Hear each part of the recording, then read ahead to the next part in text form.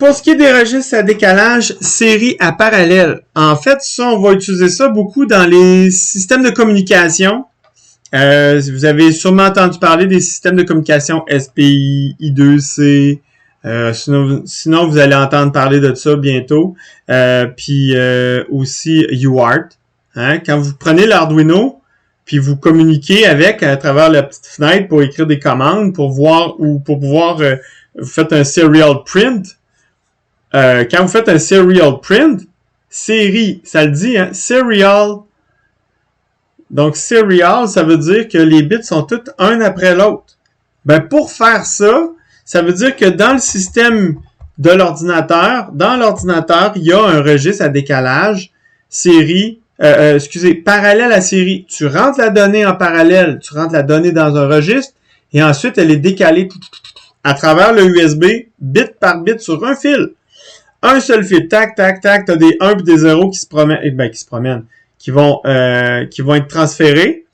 Puis de l'autre côté, tu reçois les données en série, ce qui veut dire sur l'Arduino, tu reçois les données du USB en série, puis tu les reconvertis en parallèle dans un registre, puis là, ben, le processeur est capable d'aller lire cette donnée-là dans le registre, en parallèle, puis ben, il peut la traiter. Donc, quand on a un système de communication série, il y a toujours un convertisseur parallèle à série puis série à parallèle de l'autre côté. OK? Ben, voici un registre à décalage série à parallèle. Qu'est-ce que ça fait? Ben, on rentre d'un côté en série, puis on sort les 4 bits. Quand on a fait nos 4 décalages, on peut prendre les 4 bits ici. Schlac, schlac, schlac. Là, ici, le circuit est correct. J'ai mis des points.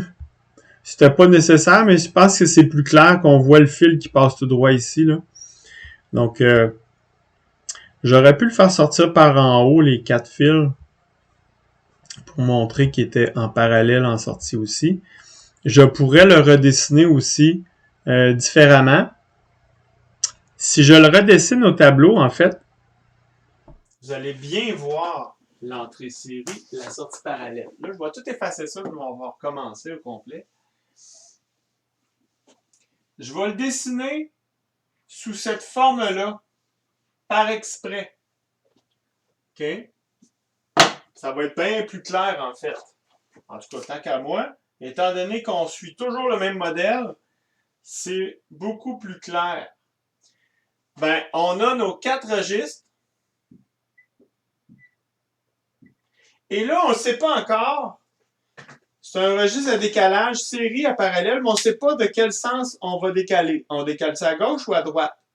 Ben ça va dépendre par où on rentre. On rentre-tu par le bit le plus significatif ou le moins significatif? Là, présentement, ce qu'on a dans les notes de cours, où ce qu'on est rendu, c'est pas spécifié. Mais par contre, ce qu'on sait, c'est que les sorties, c'est tout ça qui sort. Ça, c'est mes sorties, c'est Q, mais je sais pas laquelle encore. Ben, je vais les numéroter tout de suite. Ça, c'est Q0. Donc, 0, 1, 2, 3. Ça bascule 0, 1, 2, 3. Donc, Q0, Q1, Q2 et Q3. Donc, ça, c'est D0, D1, D2 et D3. Ensuite, comment je décale? Là, ça va dépendre. Si je décale vers la gauche, par là, ça veut dire que je rentre par le bit 0, je sors par le bit 3. Donc, si je décale vers la gauche, il faudrait que je rentre ici, puis je prends lui, puis je descends comme ça. Puis, quand j'aurai compté mes 4 décalages, je prendrai mes 4 valeurs d'une shot en parallèle. On va aller voir plus loin dans les notes de cours. On va voir ce que ça nous dit. Ça dit possède 4 bascules en série dont les données se propagent vers la droite. OK, on va dire que c'est un décalage vers la droite. Donc série parallèle vers la droite. OK, je reviens au tableau. On va faire un décalage vers la droite. Si on fait un décalage vers la droite, on s'en va par là. La flèche est déjà là. Donc, un décalage vers la droite. Je ne devrais pas l'avoir, cette flèche-là, d'ailleurs, parce que je viens de faire un décalage vers la gauche. je vais redessiner ça. Si je fais un décalage vers la droite, mon crayon noir commence à être fatigué. Alors, je le change aux prochaines vidéos.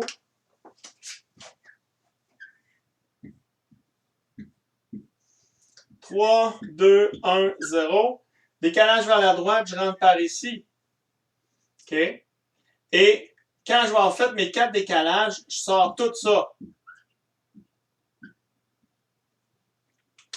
OK? Donc, ça veut dire que je rentre par le bit 3. Donc, je vais rentrer ici. On va faire un beau petit nuage orange. Puis le bit 3 s'en va dans le bit 2. Je vais décaler par là, décaler par là, décaler par là. Donc, le bit 3 s'en va dans le bit 2. Le bit 2 s'en va dans le bit 1.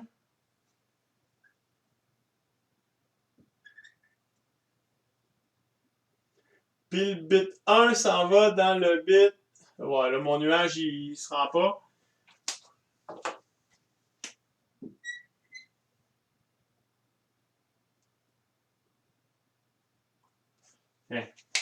Okay, c'est rendu. Voilà.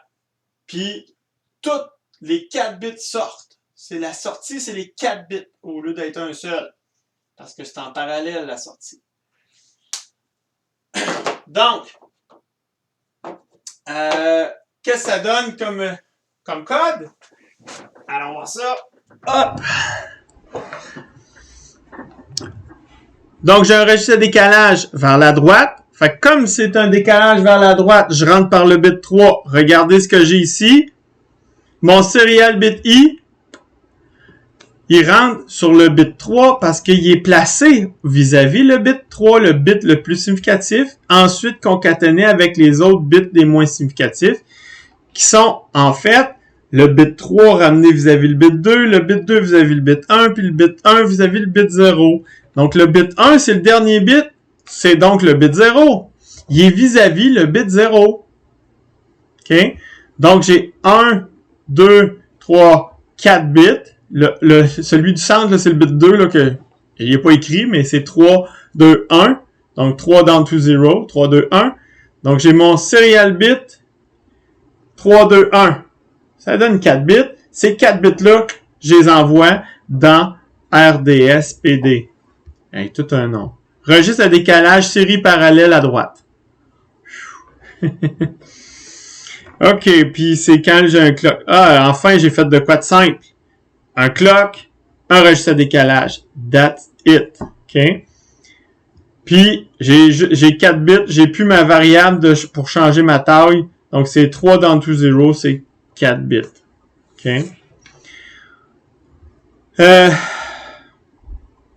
Donc, j'ai mon signal d'entrée, un seul bit, série. Puis ma sortie, c'est 4 bits. C'est mes 4 bits en parallèle. Donc, c'est une sortie parallèle, 4 bits. Puis, en permanence, je prends mon signal, qui est mon registre interne, ce qui est un signal interne, qui est là. Puis, je l'assigne à ma sortie. Fait que, voilà. Donc, qu'est-ce que ça donne au niveau du chronogramme? Ben, on a un registre à décalage. Donc, on va voir le registre à décalage comme d'habitude. Donc, j'ai mon serial bit I qui est ici. Au coup d'horloge, je fais rentrer le 1. Je refais rentrer encore 1, 0, 1, 0. Fait qu'on voit bien que au coup d'horloge ici, je rentre un 1 dans le bit 3. Ensuite, vis-à-vis l'autre coup d'horloge à côté, je rentre un 0 dans le bit 3, mais le 1 est décalé d'un bit. Je rentre un autre 1 au coup d'horloge, donc j'ai 1, 0, 1. Et je rentre un dernier 0, donc 0, 1, 0, 1. Donc le patron qui est ici, c'est le patron que j'ai rentré, mais à l'envers. Parce que faut le lire dans l'autre sens, parce que je rentre par la gauche. Comme je rentre par la gauche, ben le premier bit que j'envoie se retrouve dans le moins significatif.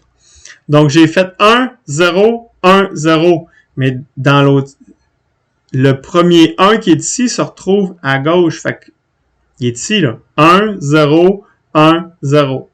Je le lis dans ce sens-là. Fait que c'est un décalage vers la gauche, vers la droite, excusez, vers la droite. Et à cause de ça, ben, ça inverse le patron que j'ai. Voyez-vous le patron que j'ai ici, là? Il est inversé ici, dans le registre. Ben oui. C'est ça que ça fait. Okay? Parce que je rentre dedans, à l'envers. Je rentre le moins significatif en premier. Fait qu'il sort. Je le rentre en premier. Fait que visuellement, sur le chronogramme, ben, il a l'air d'être plus significatif, mais il l'est pas. Il est juste en premier. Okay? Donc, une fois que j'ai ça, ben, notre sortie, ben, elle est valide ici déjà. Fait que je pourrais la lire. Mais évidemment, si je la lis pas, elle va juste continuer à décaler. Mais je peux la lire. Okay? Je la vois en sortie tout le temps. Si vous regardez la sortie, l'output, je le vois à chaque coup d'horloge, je le vois changer. Parce que je lis les 4 bits tout le temps. Okay? C'est à nous de dire quand est-ce que je veux quand est-ce que je veux la lire. Ben, je vais la lire quand, pour moi, selon mon circuit, elle va être valide. Habituellement, elle est valide après un certain nombre de coups d'horloge. Puis là, je vais aller chercher la valeur que j'ai besoin. Okay? Qu'est-ce que ça donne comme circuit? Je vais dézoomer un petit peu. Hey, regardez ça, c'est beau. Ça, c'est pas moi qui l'ai fait, hein? Ben, c'est pas moi qui l'ai fait. C'est pas moi qui ai fait ce dessin-là. C'est le logiciel, il l'a fait lui-même, tout seul. Ben, ce qui est le fun, c'est qu'il l'a fait sur le même format qu'au tableau. Hein, le bit 0 en haut, bit 1, bit 2, bit 3. Puis regardez ce qui se passe. Il fout dans un boss. Ici, pour le sortir. Puis regardez, il y a une rétroaction ça s'en vient ici, ça vient là. Il y a une autre affaire qui vient ici, qui s'en va là. Puis, donc, il y a des bits qui se promènent, puis il y en a-tu un autre? Il en manque un. Je pense qu'il manque des fils dans celui-là. Il y a un fil bleu ici, bizarre, là. Je me souviens qu'il y avait un petit bug au niveau du dessin, là. Il était pas parfait. Il manquait une rétroaction quelque part, puis en fait, si on zoomait, on le voyait, mais à la grosseur que j'ai là, je voyais pas tout le circuit. Pourquoi, je sais pas, là. Mais mais on voit quand même, il y a une rétroaction, puis il y a de la logique combinatoire. Ça ici, là, c'est de la logique combinatoire qui est en avant pour être capable de rajouter le... C'est ça? Bougez pas. Règle... C'est pas un flip-flop. Je le vois pas bien. Je pourrais pas vous dire qu'est-ce que c'est exactement.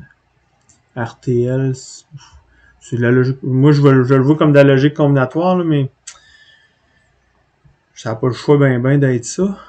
Puis il s'en va rentrer.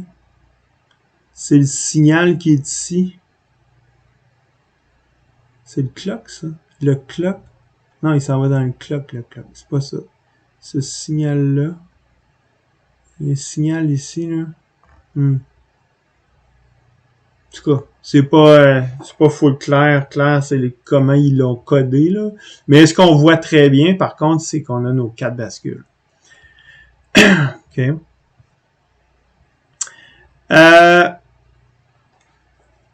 Si, admettons qu'on veut avoir un décalage de 4. On veut lire. Lire. 1, 2, 3, 4, lire. 1, 2, 3, 4, lire. 1, 2, 3, 4, lire. OK?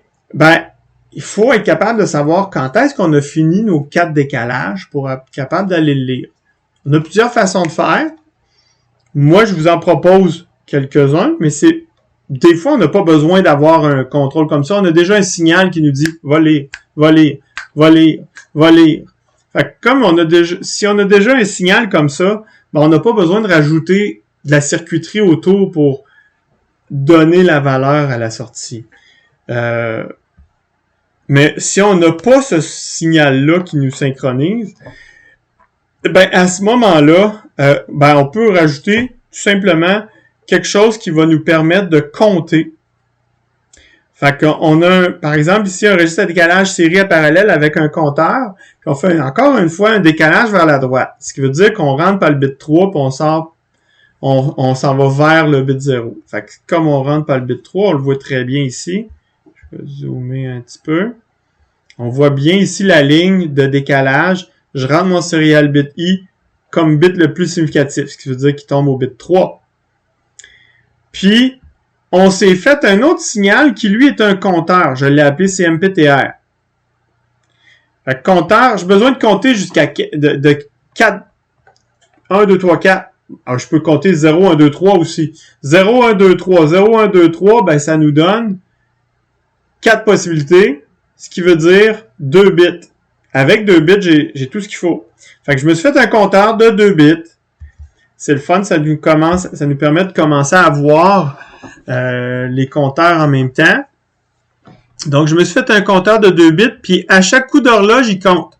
Donc, en même temps que mon registre à décalage, j'ai 2 signaux dans le même process. Je peux compter, puis faire mon décalage en même temps. C'est ce que je fais ici. Ensuite, en même temps que ça, je vérifie si mon compteur égale 0. Si mon compteur égale 0, je mets la sortie out égale au signal de mon registre à décalage. S'il n'est pas égal à 0, donc ça veut dire que je vais faire sauvegarde à 0, puis ensuite, puis en même temps, il décale, là. En même temps qu'il sauvegarde, il décale. Ça veut dire qu'il va faire 0, 1, 2, 3, 0, 1, 2, 3, 0. Il sauvegarde, 1, 2, 3, 0. Il fait un autre décalage. Il sauvegarde en même temps. Donc, il décale 4 coups, puis il sauvegarde à 0. Si je veux synchroniser pour qu'il sauvegarde ailleurs, ben, j'ai juste à dire si compteur égale à 1, ou compteur égale à 2, ou compteur égale à 3, il va sauvegarder la valeur du registre à décalage dans sa sortie output S. Ben, en fait, out S, c'est pas un output, c'est un signal, mais out S est en permanence mis dans l'autre. Pourquoi j'ai fait ça? C'est parce que out S, je le relie ici pour le maintenir. Puis comme je veux le maintenir, je suis obligé de faire ça. Donc, en faisant ça, moi, ce que ça me dit, c'est que un seul process, j'ai mis plusieurs signaux à l'intérieur, mais ce que ça me fait comme circuit, j'ai 3 signaux de plusieurs bits. Ces 3 signaux-là, ce sont 3 registres différents. On est dans un registre, hein, n'oubliez pas. Comme ils sont dans un process synchrone avec un if de clock, ce sont 3 signaux qui deviennent 3 registres. Grosso modo, ce que ça fait, je m'en vais au tableau avec ça. Je vais pas, ça sera pas bien long. Tableau. Grosso modo, ce que ça va donner, j'efface tout parce que je vais refaire le circuit. J'ai un compteur. J'ai un compteur de 2 bits, 2 bascules, bit 0, bit 1, qui sort comme ça. Ça, c'est de la logique combinatoire qui fait plus 1. Quand j'ai 0, il va faire plus 1, ça va donner ici 1. Il va mettre 1. Au coup d'horloge, il va tomber à 2. Excusez. J'ai 1 ici, au coup d'horloge, il va tomber à 1 en sortie. Puis ici, en attendant, il va avoir 1 plus 1, il va donner 2. Puis là, il va attendre. Il va avoir 2 ici, mais il va avoir encore 1 là. Puis au coup d'horloge suivant, le 2 va tomber en sortie. Ça va faire 2 ici. Puis là, il va être à 2. Puis là, en même temps, ce 2-là, ici, il va faire 2 plus 1. Ça va donner 3. Donc, il va afficher 3 ici. Mais il va rester à 2 tant et aussi longtemps que je n'ai pas l'horloge. Quand l'horloge va passer, le 3 qui est là va s'en aller en sortie. Puis là, quand j'ai 3, plus 1, il ne pourra pas le faire. Fait qu'il va faire un wraparound, il va tomber à 0. Fait qu'il va sortir 0 ici. Fait qu'au coup d'horloge d'après, il va retomber à 0. Tu vas faire 0, 1, 2, 3, 0, 1, 2, 3, 0, 1, 2, 3 à chaque coup d'horloge. Ça, c'est mon compteur. Ça, là, c'est CMPTRS de 2 bits. Bit 0, bit 1. À côté de ça, en même temps, j'ai fait mon registre à décalage de 4 bits.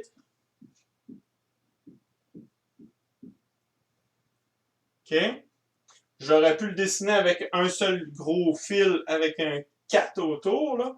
Et je l'ai appelé, lui, RDSPD. Ça, c'est RDSPD underscore S. OK?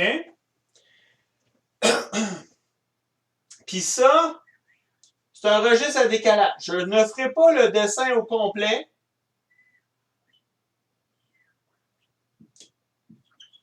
C'est pas important.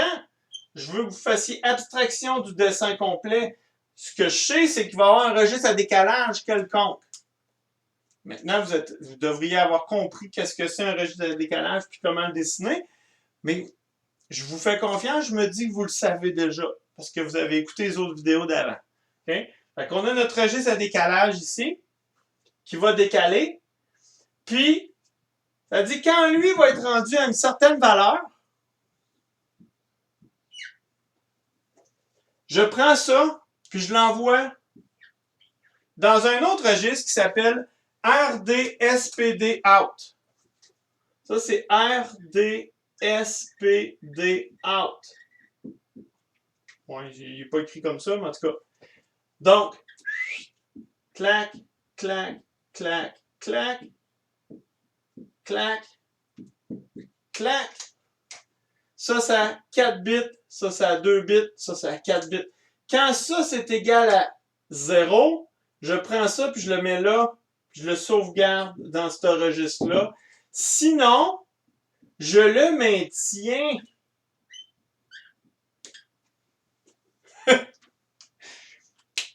Voyez-vous, ça commence à être compliqué de le dessiner. Mais ce qui est important de savoir, c'est que ma condition me dit, quand le compteur est rendu à 0, prends ça puis envoie-le là. Autrement, si j'ai pas 0 sur le compteur, maintiens-le. Ça reste encore de la logique combinatoire. Voyez-vous, un seul process, 3 signaux. Ces 3 signaux-là génèrent 3 fois le circuit de base que je vous parle depuis le début de la session. Puis c'est toujours comme ça. Toujours. Il n'y a pas d'exception. Tous les circuits séquentiels synchrones peuvent se résumer à des bascules en sortie, une rétroaction de la sortie du circuit synchrone vers sa logique combinatoire. Et la logique combinatoire peut être n'importe quoi. Là, je l'ai spécifié, j'ai dit ça, c'est plus 1 parce que c'est un compteur. Parce qu'il compte toujours plus 1. Mais ça pourrait être autre chose. Je pourrais compter moins 1, moins 2, moins 4, moins 100 000. Okay? Je pourrais changer la valeur du compte ici. Je pourrais même rajouter un registre qui contient la valeur du compte à exécuter. Pourquoi pas? Okay? Mais je voulais juste vous montrer qu'un seul process peut générer un circuit beaucoup plus complexe qu'on pense, en autant qu'on définisse combien de signaux qu'il y a dedans. Si j'ai 3 signaux, j'ai 3 circuits. Puis là, ben, ils sont en relation un à l'autre parce qu'il y a des conditions. Pourquoi j'ai pu écrire ça? C'est parce que j'ai vu qu'il y avait un if ici qui disait if compteur égale 0, prends la valeur qui est là et envoie-la là-dedans, à la sortie. Donc, là, c'est la première fois que vous voyez ça, c'est normal que vous faites wow! OK? Mais, vous pouvez, ça se comprend. Ça se comprend par du monde. Donc, moi, le premier, au début, j'étais comme vous autres. Je comprenais pas tout, mais on me l'avait pas bien expliqué non plus. Moi, je prends le temps de vous l'expliquer vraiment plus en détail. Si vous avez des questions, d'ailleurs, gênez-vous pas de venir de me la poser. C'est important. Donc ça ici, c'est vraiment le registre à décalage. Le circuit qui est généré, c'est ce que je vous ai montré au tableau. Évidemment, je vous demanderai pas de faire un exemple, un dessin de circuit complexe comme ça. OK? Déjà, si vous êtes capable de retenir que chaque signal dans un process synchrone génère un circuit séquentiel synchrone que je vous ai montré depuis le début de la session, vous avez déjà un bon pas de compréhension d'avancée. OK? OK. Donc, on a notre registre à décalage ici qui décale vers la droite parce qu'on rentre par la gauche puis on s'en va vers la droite. On l'a ici. On a un compteur en plus parce qu'on voit bien qu'on a un signal qui s'incrémente de 1.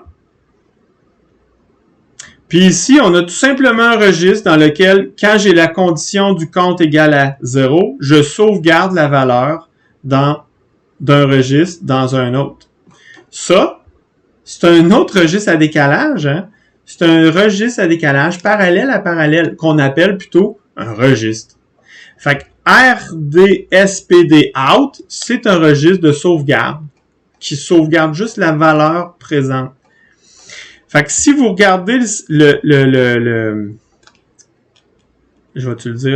chronogramme, ben au début, regardez la sortie RDSPD-out. Qu'est-ce que j'ai? J'ai 0. Et après 4 coups d'horloge, mon compteur, il est où mon compteur? Je le vois-tu? Oui. Quand mon compteur est à 0, coup d'horloge suivant, je prends ce qui est dans le registre à décalage, puis je le sauvegarde dans mon RDSPD-out. C'est ça, ouais, c'est ça. Fait que j'avais ici, quand mon compteur est à 0, qu'est-ce que j'ai dans mon registre à décalage? J'ai 1, 0, 1, 0. OK? Fait qu'au coup d'horloge, ce 1, 0 là, 1, 0, est sauvegardé dans mon registre de sortie parce que mon compteur est égal à 0, ici, au coup d'horloge. Compteur égal à 0, coup d'horloge, je prends la valeur, je l'envoie. Regardez ici, 1, 0, 1, 0. Fait que ce registre-là va rester constant jusqu'au prochain compteur égal à 0. Compteur à 0, j'ai maintenant 1, 0. Donc, au coup d'horloge, que mon compteur est à 0, je prends ce 1, 1, 1, 0 là, je l'envoie en sortie. Regardez la sortie ici, est à 1, 1, 1, 0. Ça fait en sorte, étant donné que j'ai rajouté un registre de plus en sortie, ça permet de sauvegarder la valeur puis de la fixer pendant ces 4 coups d'horloge-là. Même si mon registre à décalage, lui, décale des bits, ce que je vois à ma sortie, c'est une valeur fixe pendant 4 cycles d'horloge. On le voit très bien, là. Regardez, cette valeur-là ici, elle est fixe pour les 4 cycles d'horloge. Ensuite, si j'avais continué, là, vous auriez vu que cette valeur-là aurait été fixe jusqu'au prochain compteur. Donc, elle aurait été fixe pour les 4 prochains cycles d'horloge. OK, je continue. Qu'est-ce que ça donne comme nombre de bascules? Ben là, il faut compter combien qu'on a de signaux et combien de bits par signaux. On a un compteur de 2 bits. On a un registre de décalage de 4 bits. Puis on a un autre registre de sauvegarde de 4 bits, ce qui fait 10 bits en tout. Donc, on a 10 bascules. Ça donne FDE, FD, FD, FD, FD, FD, FD, FD, FD, FD. Ça fait, ça c'est une LUT, ça c'est une FD aussi. Ça c'est une LUT, excusez. Donc 1, 2, 3, 4, 5, 6, 7, 8, 9, puis celle-là en haut, je l'ai pas compté, 10. On a 10 bascules, puis le restant c'est des LUT, donc c'est ta logique combinatoire. Ça marche! J'espère que ça marche. C'est bon? OK. Question. Si on avait à fabriquer un registre à décalage de 32 bits avec un compteur et registre de mémorisation de sortie, comme on vient de faire là, combien de bascules le circuit inféré devrait-il comporter? Pic, pouc, pic, pouc, pic, pouc, pic, pouc. Première chose, le compteur doit compter jusqu'à 32. Parce qu'on a 32 bits. Compter jusqu'à 32, ça veut dire 5 bits. Avec 4 bits, on peut compter jusqu'à 16. Pour compter jusqu'à 32, ça prend 5 bits. Donc, le compteur aurait 5 bits. Ensuite, on a un registre à décalage de 32 bits plus un registre de sauvegarde de 32 bits, ce qui fait 64 bits plus 5. Donc, on aurait besoin de 69 bits. C'est ça que ça prendrait.